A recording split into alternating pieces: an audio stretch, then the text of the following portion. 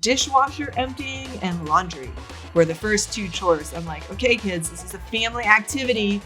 We need to all contribute in our way. Love okay, that. For some I'm reason, making my dinner. son loved doing the dishwasher when he was 18 months, and now I don't want to do the dishwasher. I'm like, you used to beg me at 5 a.m. to do this dishwasher. Let's talk Tales. Today's Tales with Taylor guest is on a mission to normalize engineering, technology, and STEM women in leadership. She is an author of She Engineers, founder of Engineers Rising LLC, mom of 3 school-age daughters, and the 2025 American Society of Civil Engineers Structural Engineering Institute president, the first woman president since its establishment. It's Stephanie Slocum. How are you doing today? I'm well. I'm happy to be here, Taylor. I am happy to have you here. So please tell me the tale that inspired you to get into engineering. Were you just a little girl playing with Lego all the time? Or what was that went, I'm going to do this? Yeah. Okay. So I love Legos. I mean, who doesn't? But I don't. No, I was not the kid that was taking apart stuff when I was younger, planning to be an engineer. I actually kind of fell into engineering, my particular major, by accident, to tell you the truth. So I knew I wanted to do something in science and math. I was good at science and math. I actually really liked English as well, which I've learned that plays into the book, right? But I was good at it. I liked it. I had 2 parents who were scientists. I'm like, okay, I can do science and math. Let's figure out where we go from here. And I changed my major a couple times because I just couldn't find something that was the right fit. I took a chemistry class. I started in biochemistry. I took the chemistry class in college. I'm like, this is hard and it's boring. And I can do hard, boring, not so much. Yeah. And so after I changed that major, I took computer science, a computer coding course. And I actually fell asleep during one of the exams in that course, which has never happened for me before. That just wasn't speaking for me.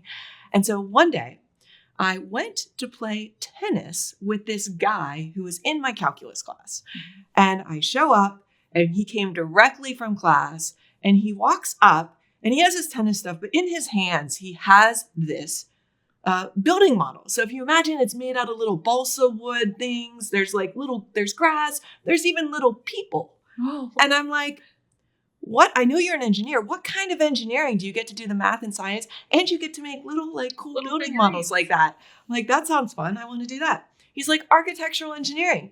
I didn't even know that was a major. And I'm like, oh, okay. So I went and took a class in that and I was hooked. I'm like, great. Okay. I love buildings. I love architecture. I'm not that arty, but I love to do the math science supporting that. And so my engineering background was designing the structures of the building. So the parts of the buildings that hold things up when we have hurricanes and tornadoes and fires and all of that. Super important. Yeah, really important. But it's almost like this kind of behind the scenes kind of engineering, as a lot of engineering is.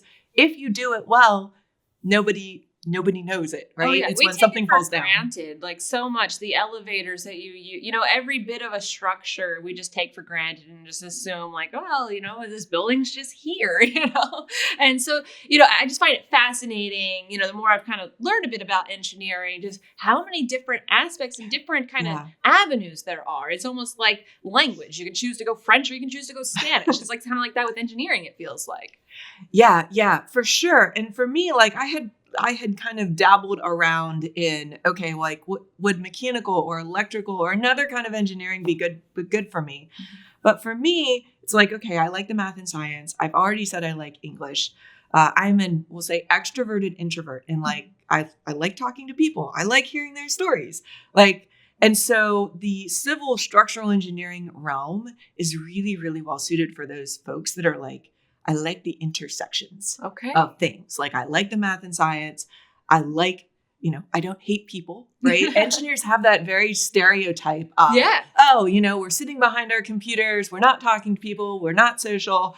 And I would say the civil, structural, architectural engineering realm, I'm going to go to this conference and I'm going to talk to people until I am hoarse by the end of the time. And so I think it's, that stereotype is a piece of it that when you look at my particular kind of engineering, it just makes such a big impact on society. And so I feel what I do is go around and demolish stereotypes. I can't tell you how many times I've talked to someone and they're like, what do you do? We eventually get around to what do you do? And I'm like, oh, I'm a structural engineer turned leadership and career coach. Yeah. And they're like, first they're like, there's a story there. I'm like, yes, there is. And then they're like, I would have never thought you were an engineer. Well, tell me the tale that inspired you to go more into that leadership and mentorship role. Yeah, happy to do that. So I worked designing building structures for 15 years. And along the way, I learned a thing or two about what you needed to do to be able to navigate that kind of career path. And, I started my career right after like 9/11. So after that, like all the, the building collapse and all that stuff that we had there. And during that time, I thought as I went into the field, I'm like, oh, okay, it's 2002, which felt modern to me, right?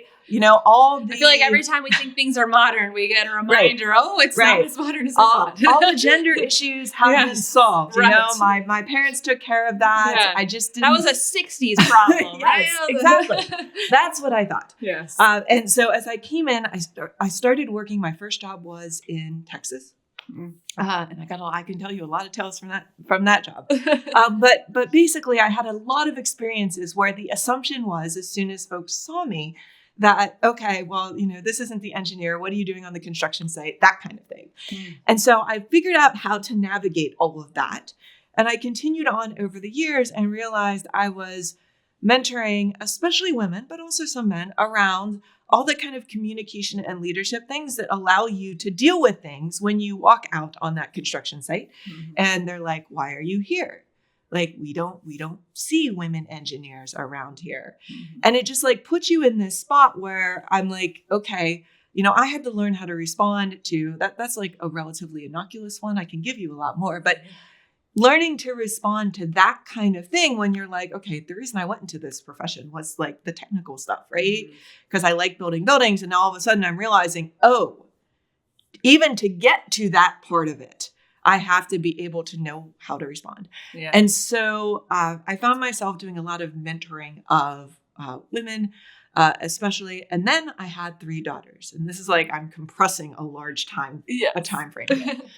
And, having learned that, okay, well, we aren't as far along as I was hoping we were, if my daughters decide they want to go into this field, like, I don't want them to have to struggle the same way I did. Yeah. So the combination of I was enjoying the mentoring thing, I had 3 daughters, and really like this fundamental belief that like, if you want to see change, you need to be the change.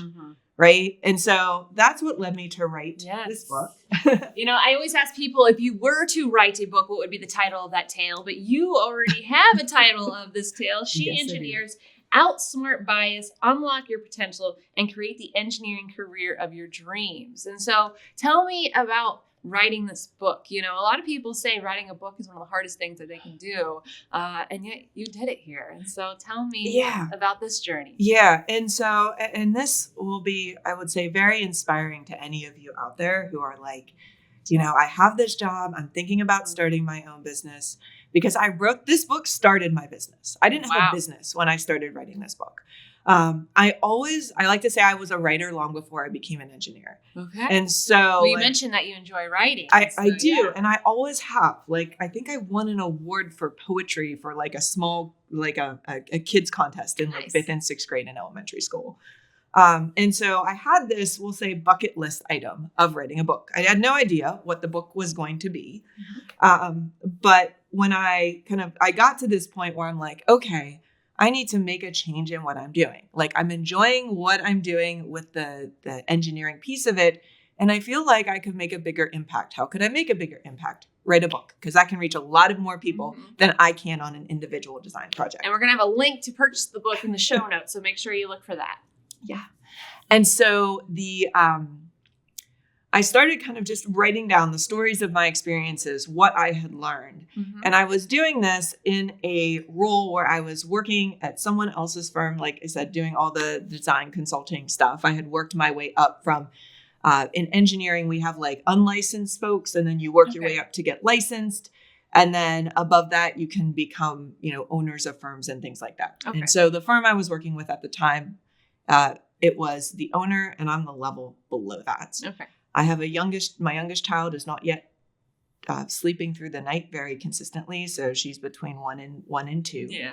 And I had no free time, but I'm like, you know what? I feel like I need to write this book. I feel like this needs to get out there. So I literally wrote the book, taking lunch breaks and walking down to Starbucks from the office, because we were all in person at this time. Yes. And writing pieces of it. I would stand in the line at the grocery store and voice memo. This was also before Instacart. So now I'm like Instacart all the way. But I wrote it in bits and pieces here and there over the course of like 8 or 9 months. Wow. That's really not that long when you really think about it. That's very good. Yeah. And like I said, I put together the outline so I could do it in bits and pieces easily. It took a couple of months to edit it. And then this is a self-published book, and I would completely do that again. Like I think the next book may be next year.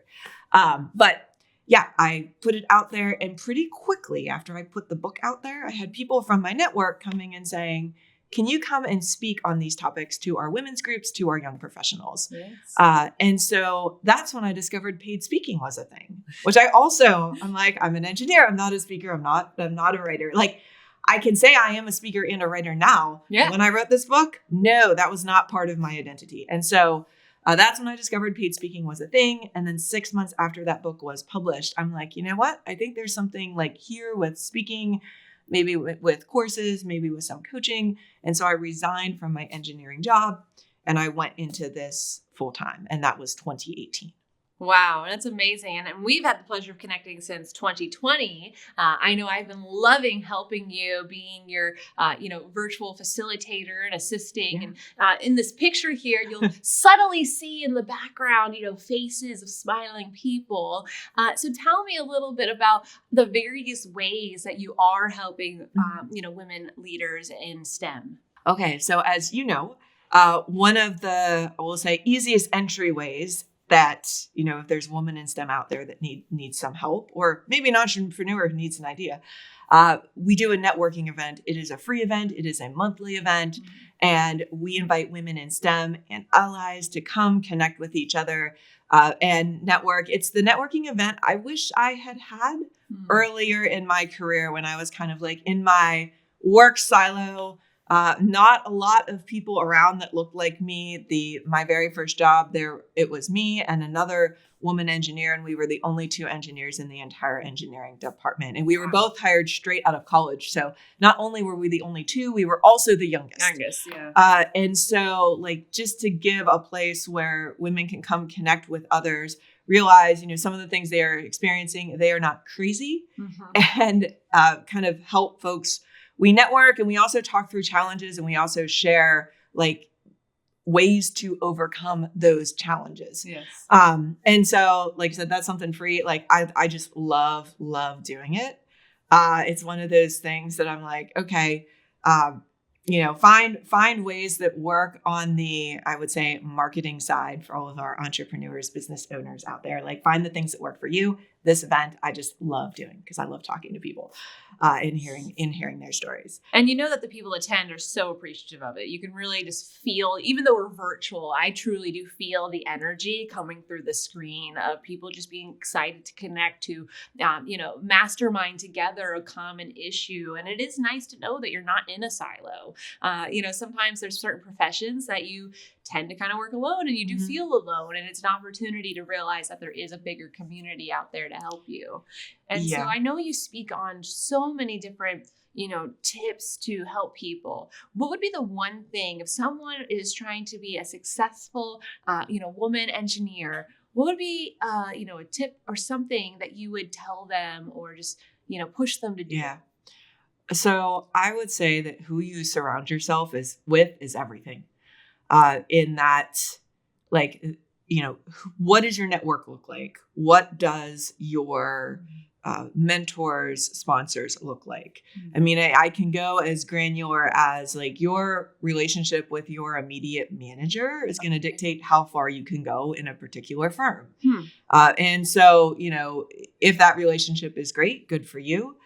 Maybe it's not so great. You can put in an effort, that? right? Yeah, you can how put would in we an effort foster to do that? Because that. I haven't been in I haven't had a manager in many of years. Yeah. 12 plus years, and so, that's why it's so new to me. And I would love to hear that, like, if someone, how do you build a relationship with a superior? Because there's sometimes that intimidation factor of, well, that's my superior. So what would you suggest to someone? Yeah.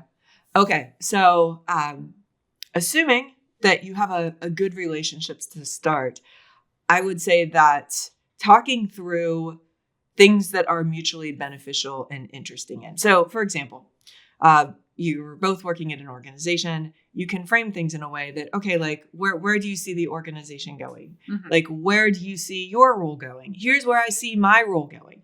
And it's a very easy entry into a conversation about the bigger purpose of what you want. Mm-hmm. So there's like self-advocacy thrown in here, right?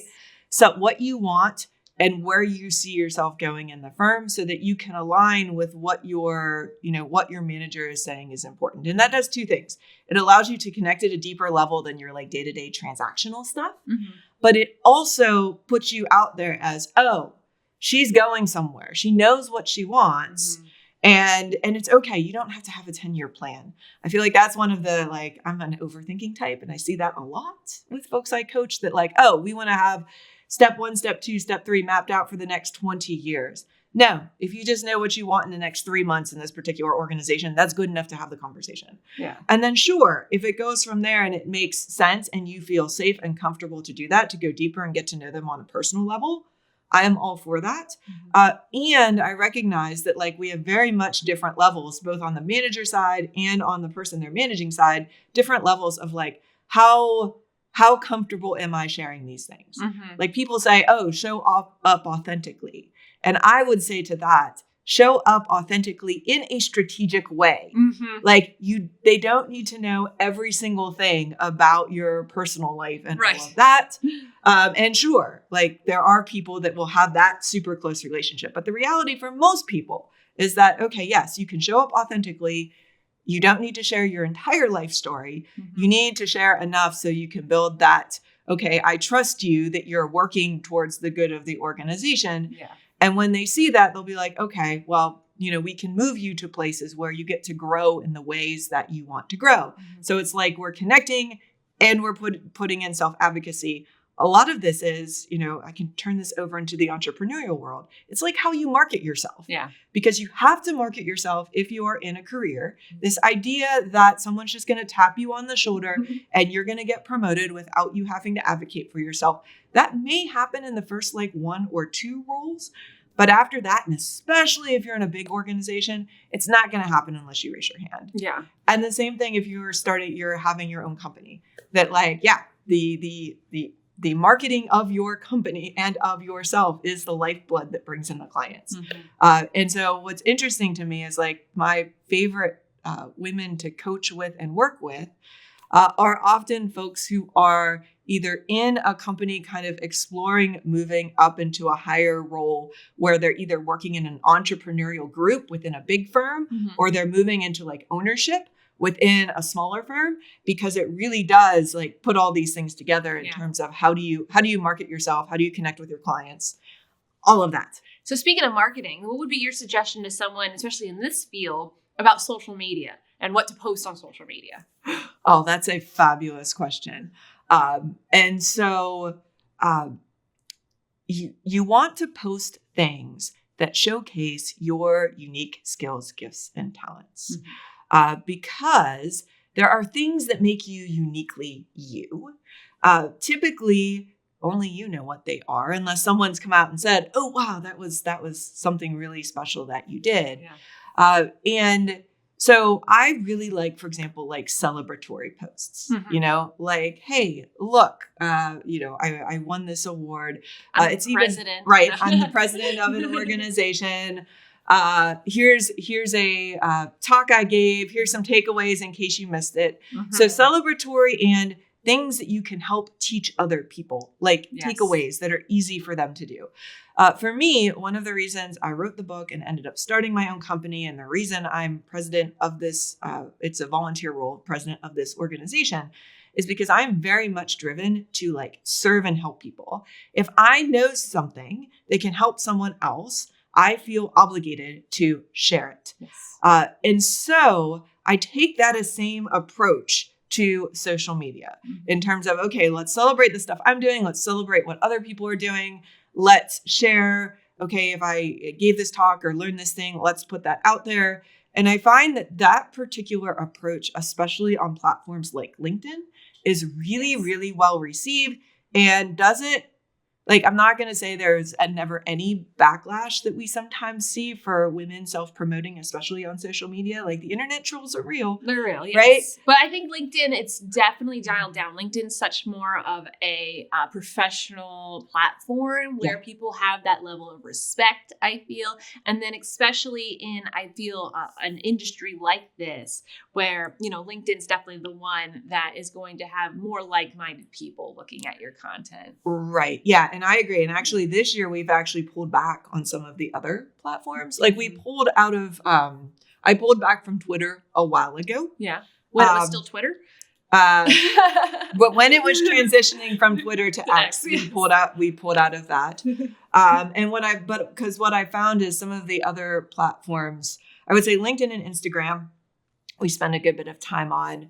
Facebook was just getting to the point where like I would pop on and I would see other things that are just not good for mental health in general. Yes. And so I just found that, okay, you know, I don't need that. I'm much more interested in producing than consuming content and putting out really good stuff. Yeah. And for me, LinkedIn is just the place to do that for multiple reasons. Yes, LinkedIn and Pinterest for me are the ones that I personally will go on and you know, look at things and, you know, read articles and so forth. However, my team is the one that goes to all the other platforms, because for us doing video marketing, you know, we work with a lot of different industries. We need to kind of be sprinkled around everywhere. But agreed, I don't want to go to Facebook. I can't stand TikTok. It's just yelling at me. I feel like the second I open it, you know.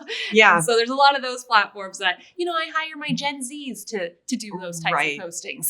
For sure. And I didn't even mention YouTube because I find that I'll often, you know, put a video up on YouTube and link it back to LinkedIn or a blog or something like that. And so I'm like, I shouldn't forget about YouTube because we post there often enough. But link between LinkedIn and YouTube and then some on Instagram. That's where I think that's where we hang out. I would say the caution for any of the career folks is the same caution I'm giving my two. So I have two teenage daughters at the moment, and then I have one that's in elementary school transitioning to middle school next year. And I tell them, I'm like, your employers, your future employers are going to Google you. So make sure what you have on these platforms is something you want an employer to see. Yes, I know they don't have the easy route of, you know, life being forgotten when you're, you know, you know, luckily, you know, even for myself, you know, as a child, there's no record of anything, you know? I like to say, I'm like, all the bad decisions I made in college, there was no phone person to record it and put it online. And so, that is the one thing I would say just about social media in general, that like have, you know, keep LinkedIn focused on your kind of professional stuff and post enough stuff there. Because the other thing is, when someone does Google you, if you have enough articles or other stuff on one platform, that's going to show up in the first page. And a lot of employers are not going to go beyond that. They're going to be like, what's on the first page? I'm going to look at that. Okay, they look good. I'm not going to go beyond that. Right. So even if you have stuff online that you have not been able to pull off, because sometimes when you post stuff, you think you pulled it off, but it kind of lives online forever. Yes. You can, we'll say, fight that by posting a lot of good stuff. Yes. On one platform shows up. Yes. So that's kind of what we suggest for YouTube. Because with YouTube, we really never want to delete a video. It actually hurts your algorithm a little bit. But if you just start posting better content, it's going to get buried. And then no one's going to see that video from 6 years ago before you went on your diet or whatever it might be that you don't want to see anymore. So work on your content, your quality content. And we also believe in value-based marketing. We really promote that, because when you are, you know, giving insights and giving free tips, when it comes down to hiring someone to be a keynote speaker or hiring someone to be a mentor, you're like, well, I'm going to go with the person who has already been feeding me a wealth of information. Yeah. And, you know, adding on to that, like in my brain, when I'm meeting somebody, whether it's a client, whether it was someone in my career, I'm always thinking in the back of my mind, what can I do that will provide value to this person? And I think that that very simple question, and you got to do it in a way that's not going to burn you out, right? So, there's this concept that I think Adam Grant popularized in his book, Give and Take, called the 5-minute favor. That when you meet someone, like, can you share, an article with them? Can you make an introduction? Can you do something? Yeah. And so as long as that is the real in your head about, okay, I'm meeting someone, how can I provide value to them? You're likely going to be good no matter what your career path is, whether you work for a company, whether you start your own firm, because I think that approach is back to this idea of value marketing. Like, people see straight through nearly all other approaches. Like, if you're approaching it from what's in this for me, people sense that, even if a word doesn't come out of your mouth related to that. Like, our unconscious just picks that up. The energy comes through, right? Yeah. And so it becomes how do you help the people that you're talking to? Definitely. And so you name dropped one book, but I'd love to know, what is your favorite tale you've ever read or watched? So what's your favorite book or favorite movie? Okay, Taylor. So you asked me a really hard question because I am a huge reader. So I'm not a big movie person. Okay. If I had to pick one, my kids could tell you this, it would actually be Meet the Robinsons. So it's a cartoon movie. But it's all about like this kind of mash up of family units and kind of people, it's a hero story, feel good kind of thing. Cute. I tend to not watch a lot of movies, and that's just, but I'm an avid reader. Yes. And so if I had to pick a favorite book, I think the one that's coming to mind for me at this moment, I'm actually going to go all the way back to Lean In by Sheryl Sandberg. Okay. And the reason I'm going to go back, so for me, it was like a mashup between that one and Tim Ferriss's 4-Hour Workweek, because I feel like the combination, and those did not come out at all at the same time. No, but the combination of those two books, like, I've only read them maybe 2 or 3 times, but the combination of those two books opened my eyes to both like writing this book, because I didn't know before I read Lean In that some of the things I was experiencing were not just me. Like, I thought there was something wrong with me. And so before I read that book, and I remember reading that book while I was nursing my oldest child, like at 3 a.m. Like, I remember like flipping through like one hand, nursing child at 3 a.m. in the other, and reading through that book. And then when I read Tim Ferriss's 4-Hour Workweek, that was right around the time I was writing She Engineers. And I was like, oh, well, maybe I need to think a bit bigger. Yeah. And so I'm going to give you one more, because like I said, I love it. A lot. No, I love hearing books The too. Big Leap by Gay Hendricks is going to be the other one I'm going to give you. One. Okay, I'm going to write that one down. So I just said the 4-Hour Workweek by Tim Ferriss. And it's interesting because I'm not always a fan of Tim Ferriss. Like, sometimes he's just a little bit too bro for me. Right. As but that book, it's like, oh, like light bulb moment about, I can kind of choose to do things differently.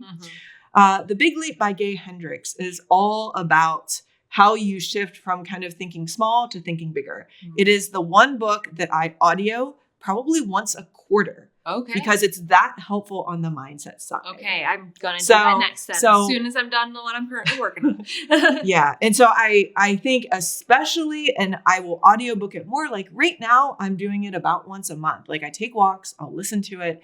Because especially when we have a world where there's just like so much chaos, so much uncertainty, so much like, I don't know, bad stuff that you can, that it negatively affects your mindset if you're consuming it. I find that particular book kind of helps balance things for me. Makes you make you focus on what you can control, perhaps. Focus on what you can control. That's something I remind myself. I focus on what you can control, because if you are focusing on everything, you're going to lose control of what you can even have control over. Right. And also show up as the boss of your own life. Like, in She Engineers, I talk about this whole idea of having a positive mindset, which sounds very kind of trite, but I think the challenge is, especially for women, especially in this age where we are definitely seeing, we'll say, a regression on women's rights in the US, it is very easy to like internalize all of these things that tell you you're a victim. There's nothing you can do. You know, the administration's going to do what it's going to do, you know, and there's this internalized feeling of this is just the way things are. And I just have to survive through it until, you know, something else out there changes, the system changes or whatever that is. And I find that kind of belief, even for me, it pops up randomly in weird places that I'm like, oh, you know, I just have to kind of suffer through, you know, this particular thing, or this person made this comment and I should ignore it and not respond. Right. And so I think that particular book just has helped me a lot in shifting mindset. It's one of the ones I recommend to all of my coaching clients around this idea of, well, you know, you can be the boss of you, because I think if all of us looked at it and said, okay, how would I show up in this situation if I knew, you know, I had a mentee in the room, if I knew my kids were watching me and I wanted to show up in a way that I would be proud of, I think we show up differently for other people than we do for ourselves. It's so true. And it does depend on your comfortability. If you have that companion or that someone that you trust, you know I act a lot differently when there's, you know, like for my husband in the room versus when I'm by myself. Yeah. You know, it's just something about having that, like, okay, I can be extra confident because I know someone that knows me is here. And so it's like, why don't we do that everywhere? You know, we got to have that power and that mindset to always do that. Yeah, for sure. And I think, you know, when I look at all the research around women and how we show up, like I can tell you 100% for sure, I am more likely to show up more fiercely and strongly if I'm showing up on behalf of someone else than I am for myself. And so, you know, I have the curse of knowledge on all the research around some of the socialization things around that. Yeah. But instead of taking it and saying, oh, well, there's something wrong with me for not like wanting to be like, oh, I'm awesome, right? Like that kind of self-advocacy, I looked at it and said, okay, I know this about myself. How can I use that?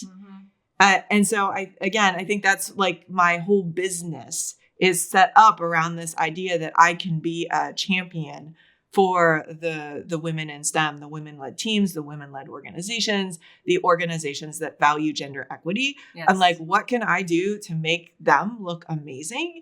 And I found that just like having that mindset, everything else, you know, clients, all of that kind of takes care of itself. Yes. And again, I see the same thing on the career side. So like for the folks that are working in corporate environments, having that mindset of, okay, like I have my role. How can I help the folks around me?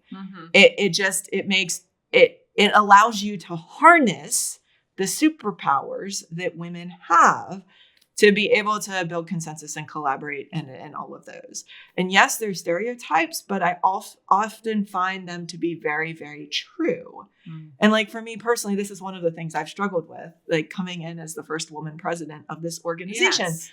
And that I'm like, okay, like I really do lead differently.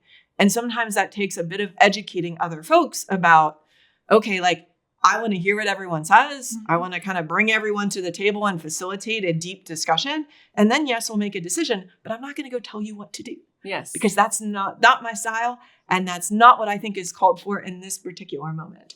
And I'd love to talk more about this. Like tell me more about the organization and like, what is it that you do in your role as president, and what are some of your, you know, goals for this year with the organization? Yeah. Great question. Okay. So this organization, the American Society of Civil Engineers, was established, I think, sometime in the 1800s. Yeah. It's the oldest. 1897. Yeah. It's the oldest engineering association. So it's a nonprofit, but we call them associations in the US. And it has within it like specialty institutes. So civil engineering encompasses a whole broad scope of things. Structural engineering, water, like roads, utilities, a whole bunch of things. And so the Structural Engineering Institute was started in 1996. So I was still in high school at that moment in time. But that's so insane. 1996, you're the first woman president. I am. Yes. Yeah, I know. I'm super happy for you. I'm very proud, but at the same time, I'm just like, how in the world has there not been one sooner? Like, and why is, you know, why? Yeah. And so I'll get to that. And so the like I said, the Institute was established in 1996.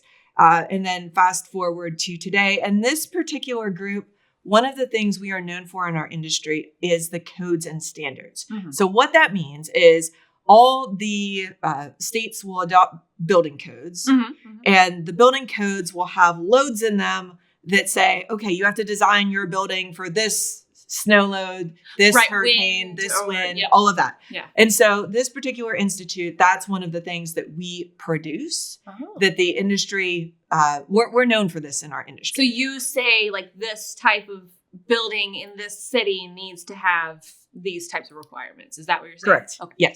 Yes. Specifically to like the structural loading piece of this. Yes. Okay. So the process to get those code provisions through, we'll say, is very onerous. And you want it to be like as the public, you want this to be, right? That, we really think through, okay, what do the loads need to be? There's a lot of data that goes into it. It's like a multi-year process to make updates that happens every 4 years. And so that technical piece of this, if you look historically, the very technical piece of this is, we'll say not female-led historically, right? And so there starts to become this kind of domino effect going on that, and it's gotten a lot better. Like today, we have a lot more women within our organization. But, if you go back to some of the technical pieces of it requires 30, 40 years of expertise to be able to guide these code provisions through. And if you go back and look like, okay, who was coming up in that time frame? It's not typically women. Yeah. It's not typically anyone from the LGBTQ community. Like it's, and I will say like a lot of my mentors within this organization have been men, most of them. And older men, the demographic that we see getting like demolished. At least they were allied. Right. And so we're seeing a lot of allied folks there that kind of, mentored me, convinced me to take previous leadership roles, but I'm like, no, I'm not qualified. Right. Like I can point to, so I'll give you one really good story here. I came in on one committee that was more so we have these technical groups. We also have business and professional practice committees and groups within the organization. And so I came up through the professional business practices area. So I came on to what was called a business practices committee because, remember I said, surround yourself with people. I was at a spot in my career where I was like, okay, I got the technical stuff. Like it still evolves, but I'm pretty good here. I need more business people in my tribe because I see myself running a company someday. Yes. Right. Or at least moving into ownership at the firm I was working at. And so I'm like, okay, how can I do that? So I went and I found this committee and I'm like, okay, there's a business committee and I'm looking at who's on there and they're all like CEOs or CFOs or fancy titles. Here I am. I'm like 32 years old. I'm like, oh, well, I don't even think I'd be able to connect with these people if I don't go on a committee. So I applied to join the committee. I did not feel at all qualified, but I'm just like, I want to soak up the knowledge. I'm like, I will do anything you need me to do. I can write, I can put together presentations because a big part of what we do is like knowledge sharing. Yeah. And I'm like, I will do all the grunt work on the committee. Just let me in. And so they let me onto the committee. And I was on that committee for several years. And then the committee chair, he was ready to move on to other things. And you can only have 4-year terms as committee chair. So he's like, who wants to do this? And I'm like, oh, like you're expecting me to tell you the story of, oh, I raised my hand on a group call and said, I'll do it. Oh no, I was very wimpy. I emailed him after. I said, okay, I might be interested in doing it, but I'm still like the least qualified person in this group. And so he's like, well, I want to talk to you. And so we had a call and he's like, Stephanie, he's like, you've completely earned being in charge. Like, don't worry about the fact that other people have more experience than you. I can completely see that you can do this. Yeah, like, you have my full support. And so I did say yes to that. Nice. And that conversation directly led to me being the president of the organization. I would like to say that was the last time a conversation like that had to occur. It was not. Like there were multiple times throughout the time where I'm like, okay, yeah, I'm not sure that I'm the best person to do this. And every single time And actually, every single time it was one of the older white men, male mentors, that said something in that moment that said, no, we believe in you. We think you're the right person. Keep on going. Well, yay for them. Yeah. To push you and do that. Because I do feel like this is a fairly common story I do hear with women is that, oh, I didn't think I was qualified. I didn't have XYZ certification. I didn't have this certification. And, I just wonder why that's just such a feminine mindset. Although I am, female and I identify as female, that is not my mindset. And you can even ask my husband. I'll be like, yeah, I can do that. I'll figure that out. Even if I'm totally not qualified. But I've just always had that I'll just figure it out. I'll do it. But I feel like when I talk to a lot of colleagues, and women colleagues, it's like, oh no, I didn't have as much experience as so-and-so. And so it's like, why is there that we need to have all the check boxes and we can't learn the checkbox on the job? Why is that? Yeah. So some of it, I think a lot of it comes down to confidence in some ways. But I want to contrast this. I'll answer this question in more detail, but I want to contrast this for me because I've noticed distinct differences for me. Yeah. In terms of, I started my own company. When I know I'm the boss, the buck completely stops here. I will go and do things that I'm like, oh, in any other role, I wouldn't do. When I'm in roles where I am not in charge, I feel like I have fallen into the trap of sitting there thinking I need to wait for permission to do something. And so I found that as I've gone along, and I've actually, you may think you get to some point in your career and you don't need a coach to help you along. That has not been the case for me. No. I knew when I started my business, I might be able to figure it out myself. But I'm like, nope, if somebody else can help me with this. So I hired a business coach. And then as I was stepping into this particular leadership role, knowing that I have had some mindset issues around, okay, I lead differently. I'm the first woman. I'm at a spot where I need more support. I hired myself a leadership coach. Okay. And this thing about permission, this has come up a lot, as well as the internalized messages we get about the work of women in the world and its value to society. So especially in the United States, especially in Western cultures, there's a very kind of what we would call masculine energy around work. Yeah. It's do more, get more done, check things off the list, put up external achievements. And, women, just by the virtue of us being women, tend to bring more feminine energy into things. And I want to be really clear on this because neither energy is bad. We need the mix of both. Because what we're finding is that you need, and the story here I'll tell you is around my kids, right? Yes. So I have 2 teenagers and a younger child. And there are times as a parent where I need to give them all the hugs, be empathetic, They're having this, disaster with friends at school, which seems to happen every other day because teenagers, hormones, right? Yes. Right? Okay. So there's times they need hugs, love, compassion. And there are times where they need the disciplinarian to show up, you're grounded, you're losing your phone. No, that was not okay. And so both of those is a balance. So the empathy, compassion is what we think of as the feminine energy piece. And no, we have to be a disciplinarian. No, we have to go get things done. Yes, you do need to make your bed in the morning kind of thing. That's the more masculine energy. And what we see is that a lot of folks, especially in engineering, because it's still very, very male dominated. And I would actually say in the business world in general. Yeah. Especially when we're talking about corporate environments. Has an over indexing on the masculine energy. So when they have someone come in that is at least a little bit over indexed on the feminine energy or feeling called to be no, I just don't want to bang people over the head with a hammer to get things done. I want to show up with compassion and empathy and listen to what's going on. Sometimes there can be a little bit of pushback because that's not the status quo. That's not what people are used to. For me, and for anyone out there who's feeling that push-pull of my authentic leadership style feels different than what I'm seeing. Here's the thing, somebody has to be the first. Somebody has to be the one that shows up with compassion and empathy. And we have a whole lot of research that shows that is what people want as a boss. That's what people want as a leader. That's true. And so it becomes well, how do you balance these things so that you can show up? Like for me, it's almost like two personas I have, that sometimes I need to show up as Madam President. Mm-hmm. And sometimes I need to show up. For me, the other moniker is the curious coach. Oh, like I actually gave them, and sometimes we'll do that with my clients as well. Like we'll give them like kind of different names. Yeah. So like, okay, when do you need to show up as one? When do you need to show up as the other?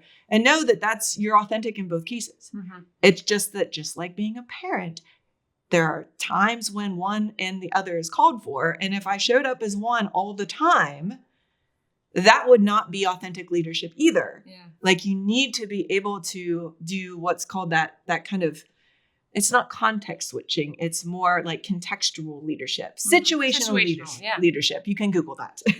Situational leadership. Yeah. And I feel like sometimes I have definitely mistaken that that inherent understanding I had to switch as being imposter syndrome.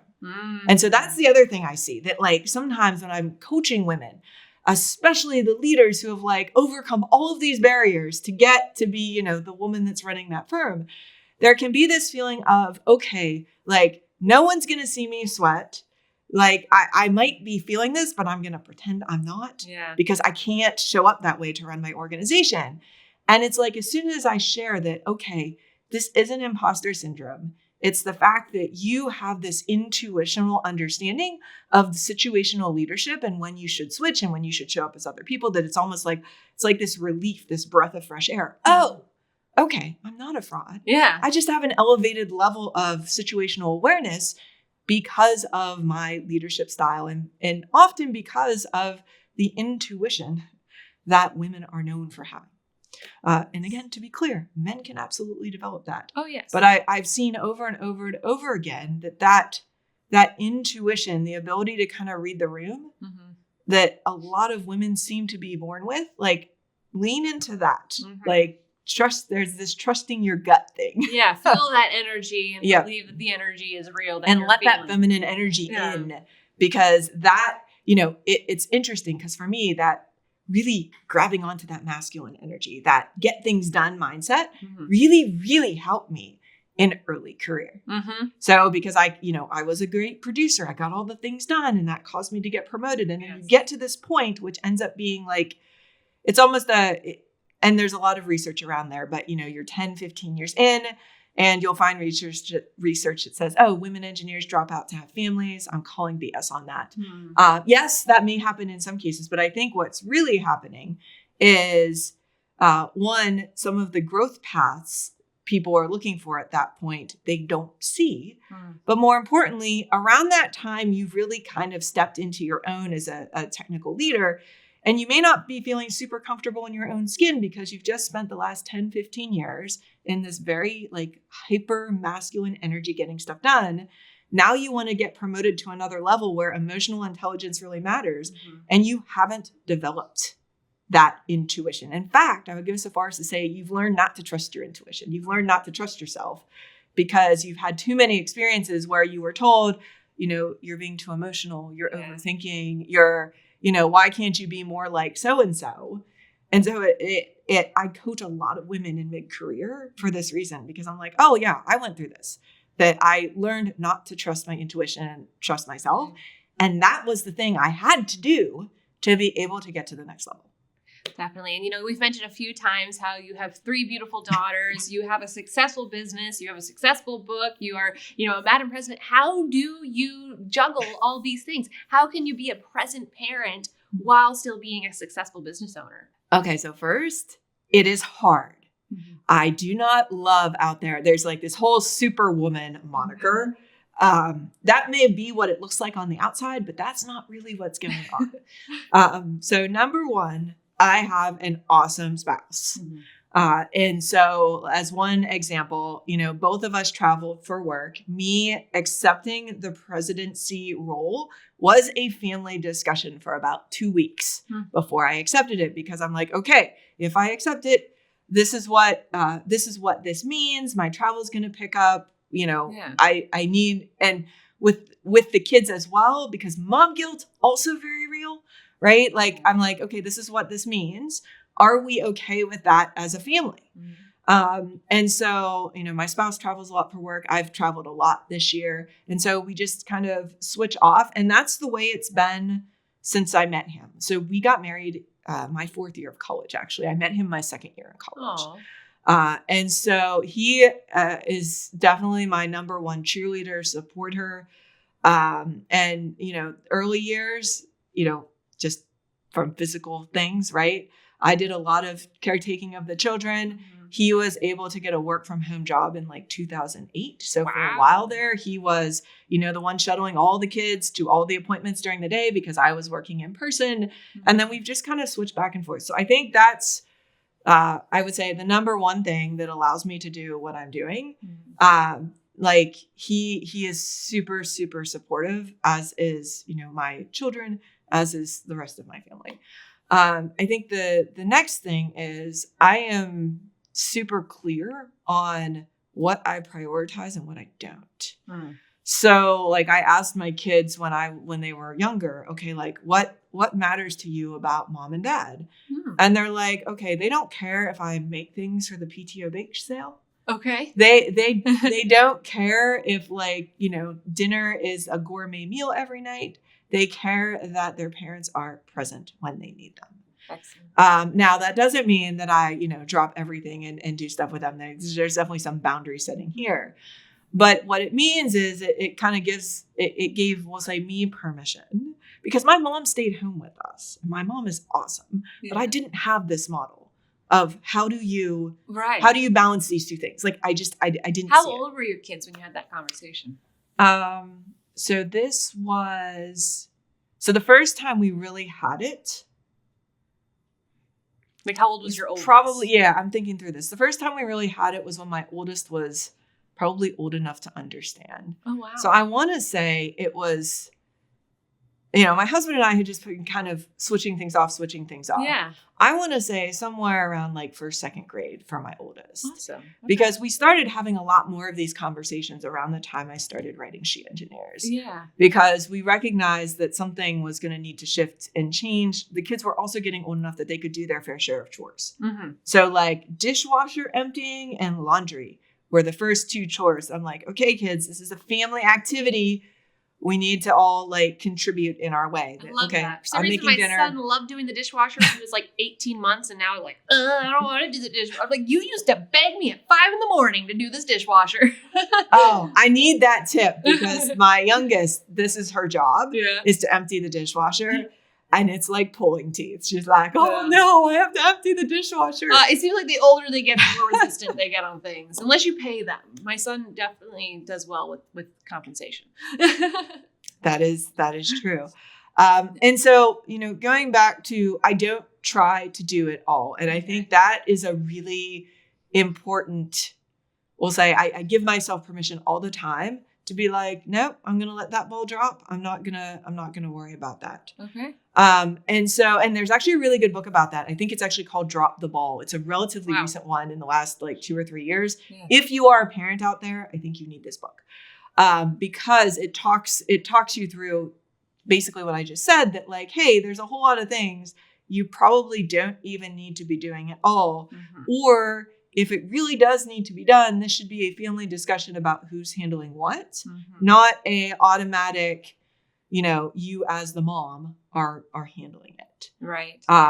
And so, yeah, I think just being really, really clear on priorities and like what's your priority versus what other people's priorities are in terms of, okay, like I have this story in my head that my house has to be pristine at all times. Yes. That's actually not my story.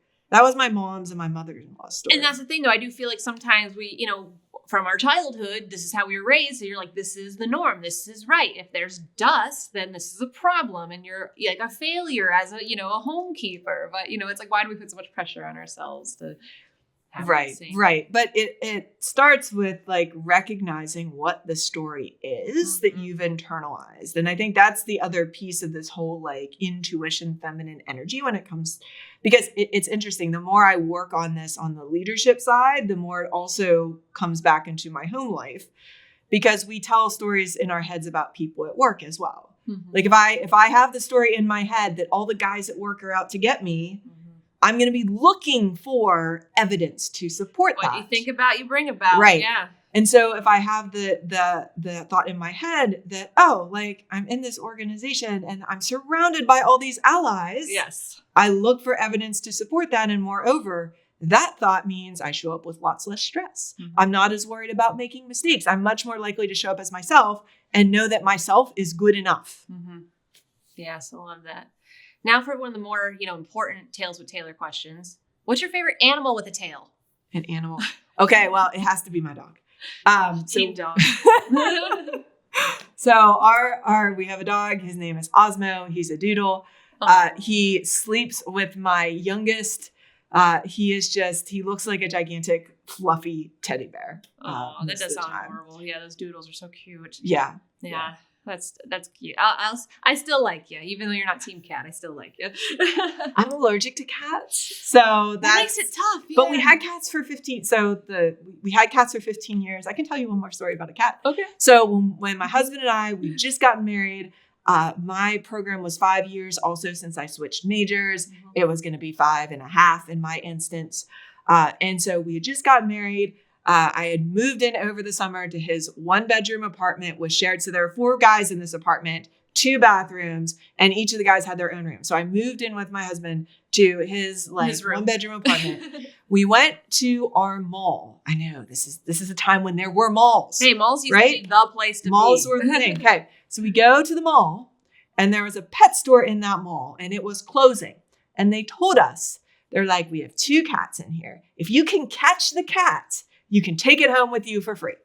I would be so excited. And, and so I'm going to date myself. If you remember the Sabrina the Teenage Witch show Sabrina the with the Teenage black Salem. cats. Yes, with Salem? Yes. So one of the cats we caught was like, he fit in the palm of my hand. He was this little jet black with this like little white, like almost like a tie. Oh yeah. Bow tie looking thing on his like breast there. And we were able to catch him. We took him home. We did name him Salem. Nice. And so we had this 1-bedroom apartment with this one cat. Every time I would vacuum, the little guy would run up I remember my husband's bathrobe hanging on the back of this door. And he would just run up and sit on the top of that little hook on the bathrobe. Because he was so tiny. So that's actually how we got our first cat. We ended up getting a second one. And then at some point I realized I was allergic and I'm like, we won't be getting any more cats. So now we have our hyperallergenic doodle. But don't worry, my oldest loves cats. Yeah. She's been collecting all the data on the hypoallergenic cats. Yeah. And so she's like, hey, look at this kind or this kind or this kind. You gotta love that so, though. Yeah. It's gonna have a PowerPoint presentation. I'm like, well, this breed. She has actually done a PowerPoint presentation on the hypoallergenic cat breeds for us. But I'm like, no, I think we're going to be a 1-dog household for now. Yes. Yeah. And eventually they're going to be old enough and going off to college. And then you don't want to be stuck with the cat and things like that. So once she's older and off on her own, she can get her own cat. That's very, very true. And she's already, she wants to double major in architecture and business at this moment in time. That could change next week. Yeah. But right now she's like, if I build my own house, we will have a cat wing. Yes, I definitely have thought about that. I've thought about one of those things that you like kind of lead outside and well, when I make my millions, there will be a cat sanctuary in our backyard. Just so you know, Eric. Cat sanctuary. Okay, I will come to visit and bring my children. Excellent. Because my youngest also has never met any kind of animal, tail or no tail, that she does not love and think is adorable. That is like spiders. Layla. Yep, that is my little one. And my daughter too, same thing. It was like a slug. She's like, oh, it's so cute. She's like, everything's so cute to her. Well, this has been such a pleasure. If you were to leave people with one tidbit of advice, if they were going to take away anything from this conversation, what would be that one takeaway you'd leave people? My one takeaway would be that you have power. Even if you don't feel like it in that moment, that you have the power to decide where you go in your life and career. You just have to step into that power. And so whatever you need to do to be able to do that, like for me, it's a lot of self-care stuff, right? To be able to show up in moments where you are like, I am the boss of my life. Do it. Awesome. So what's one self-care tip for you? Well, Oh man, I have so many. So for me, morning routine is super important. Okay. So for example, this morning I got up, I worked out, I meditated, I got my coffee because for me, no one talks to mom in the morning at my house until I have my coffee. That is me. Yes. Like it's just, I think it's partially in my head. Like I'm not sure I really need the caffeine, but it's, it's one of these, it's like the ritual of the warm cup, that first sip. Yep. Like there's something about it that grounds me. And so for me, I find myself often having going back to the basic self-care practices, including like sleep, drink enough water, because it's again so easy to get caught up in the like my to-do list is 2 pages long, and every day I look at it and say, okay, well, what am I not going to do on this list? Right? Yeah, but and tomorrow's another day. I know I regularly remind myself too, like I'm not a brain surgeon. I'm not saving lives. I will always stick to my promises, but I feel like sometimes I pushed myself to get things done sooner than reality really needs it. And so it is a matter of being realistic, I think, too. It is. And I would say if you were a brain surgeon, then making sure you got enough sleep and and that your brain was operating in high areas. Like for me, just recognizing everyone's body is different and what you need to do for self-care. So for like me, gluten gives me brain fog. There's been, I cannot tell you a doctor test that has been conclusive that I have anything. Yeah. All I know is that when I eat it, I get brain fog. I can't make as good decisions. So for me, that is a self-care practice that says, okay, I'm going to fuel my body with things that make me have high energy and feel good, and try and avoid the things that I know are gonna cause issues and not allow me to show up as the best of myself. Yeah, that's so important to just like really focus on your own self and not compare and say like, well, other people can handle it. Like it doesn't matter. You are your own self. Yeah. That was half the reason why I became vegetarian, was actually I kept feeling comatose after I would eat meat. Like I was just like, I'm done. It didn't matter what kind of meat it was. I was just so hard to have energy. And then as soon as I cut meat out, it's like, woo, I feel great. Right. And I love that because for me, so I, as many women do, as they're running up through childbearing years, I have very low iron. And so I found for me, the iron in animal meat, I can digest. It like comes into my blood much easier than if it does if I try and take supplements. Like you've tried supplements after spinach all day. Yes. Well, I tried that for a while and that did not work. Yeah, and exactly. And so for me, I'm like, oh, well, yes, I do want to eat the occasional steak, and I feel immediately better after I do that. And that is awesome. So it just goes back to like the understanding your own body and recognizing, like we just gave everybody a really good example of how every body is different. Yes. And I think it comes back to the whole intuition thing, right? Like understanding, okay, like I can be the boss of me, and that means I'm going to act and do things differently than other people. And that's okay. And that's what we need in the world, is more women stepping into their own power and greatness. And like I said, it's not just women. I just have found that like the men I have worked with, they seem to ask for permission less when it comes to, that's just how I am. It's very rare I hear a woman saying, oh no, I do this thing. It's weird. That's just how I am. Mm-hmm. And like I said, there's a lot of this like unconscious social conditioning. And it's a matter of, okay, so all of that aside, how do we show up in the way that is the best of us? Most definitely. Well, again, She Engineers, we're going to have a link to it on the show notes. How else can people get a hold of you, or where else should people go to just know about all the amazing things you're doing? Yeah, thanks for asking. So you can go to LinkedIn. I am Stephanie Slocum, PE. Connect with me there. You can also go to my website, engineersrising.com. And we put out a lot of free tips and tricks and that kind of thing. You can learn more about our courses and workshops as well as topics I speak on there. Yeah, so hopefully we see you in a future networking room or at a future event. At the very least, empower yourself. You do have the power to, and by connecting with fellow people like Stephanie, you do have mentors, you do have allies to help you along your journey, whether you are getting into engineering, starting your own business, or just trying to balance being a mom and also, a business person, and also for those male allies. So thank you so much, Stephanie, for coming by today. This has been such a pleasure, and you gave everyone a wealth of information. And thank you so much, Taylor. This has been a very fun conversation. Excellent. Thank you. Thank you for watching Tales with Taylor. Please make sure you like and subscribe to the Financial Potion YouTube channel to never miss an episode.